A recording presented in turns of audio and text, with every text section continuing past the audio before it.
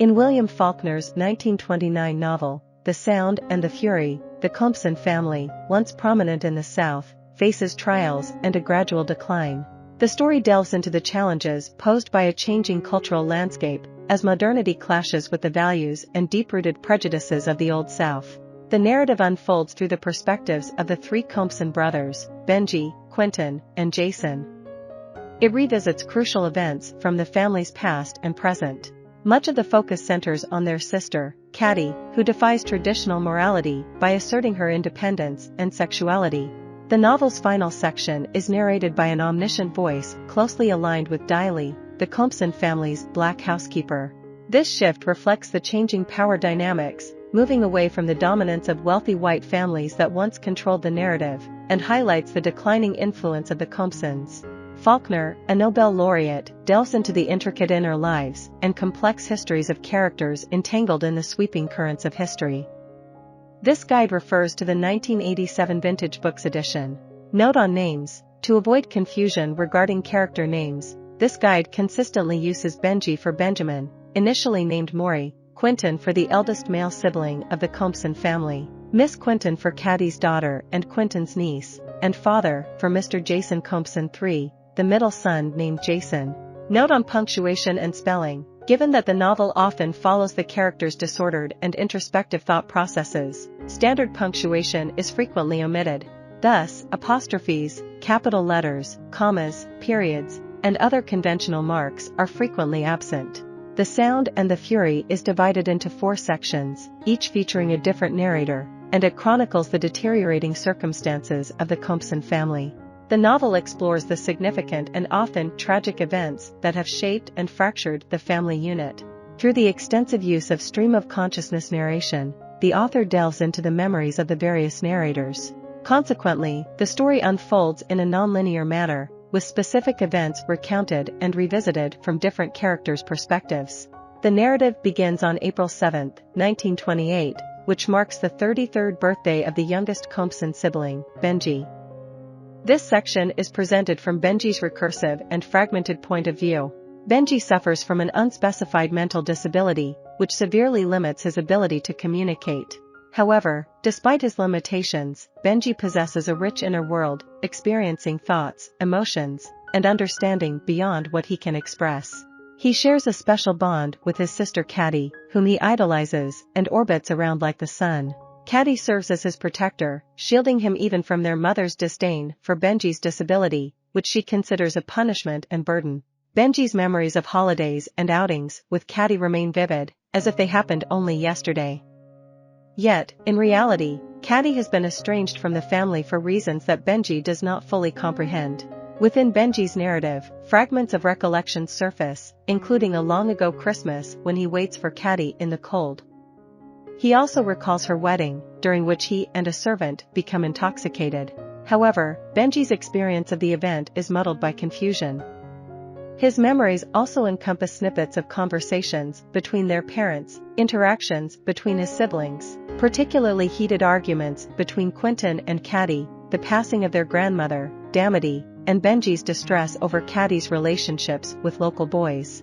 Benji's fragmented memories blend together, creating an extended state of confusion where he exists in an eternal present. He becomes agitated when he hears golfers shouting to their caddies across the fence, longing for his sister Caddy. The second section shifts back 18 years earlier and is narrated through the perspective of the eldest Compson brother, Quentin. Quentin's narrative also unfolds in a nonlinear and disjointed manner, shedding light on events that were unclear from Benji's point of view. The setting is June 2, 1910, and Quentin is away at Harvard, completing his first year of college. His recollections primarily revolve around his complex relationship with his sister Caddy, who had recently married the week before. Quentin reflects on their tumultuous bond, marked by an undercurrent of sexual tension. He remembers Caddy's independent spirit, realizing that his attempts to control her were futile. Caddy confesses her sexual encounters to Quentin, which he struggles to accept due to his possessive feelings towards her. In response, Quentin not only defends Caddy but also claims to have engaged in incestuous acts with her during a conversation with their father. However, their father remains skeptical of Quentin's confession, and the novel suggests that Quentin fabricates the story to protect Caddy and maintain his claim on her. Caddy becomes pregnant, and Quentin is unable to bear the thought of her marrying Herbert Head, whom he views as disreputable. Herbert Head, expelled from Harvard for cheating, tries to bribe Quentin and gain favor with the Compson family. While Quentin reminisces about these events, he takes a train to a waterfront area and wanders around. He visits a hardware store to purchase some flat iron weights. At one point, he accompanies a young foreign girl and attempts to escort her home. However, he is wrongly accused of kidnapping her and briefly detained until his college friends pass by and rescue him. In a confrontation with his friend, Quentin asks the poignant question, "Did you ever have a sister?" Before engaging in a physical altercation. Refusing a ride back to town, he returns to his room, meticulously cleans his clothes, brushes his teeth, and departs into the darkness. Before ending his life by drowning that night, he ensures that his letters reach the intended recipients. The following section is narrated by Jason, the middle Compson's son, bringing the reader back to April 6, 1928, the day prior to Benji's birthday. Much has transpired since Quentin's tragic suicide. Their father has also passed away due to his self-destructive drinking habits. Caddy, rejected by her husband, presumably due to her child not being his, has been estranged from the family. Jason and their mother have taken in Caddy's daughter, Miss Quentin, to raise.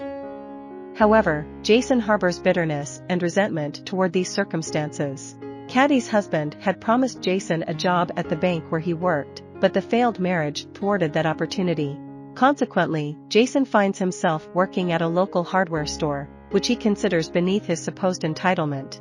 Money becomes an obsession for Jason, especially the expenses associated with caring for his niece and the Compson household, including the few black servants. Nothing infuriates him more than the idea of spending money, except for Miss Quentin herself.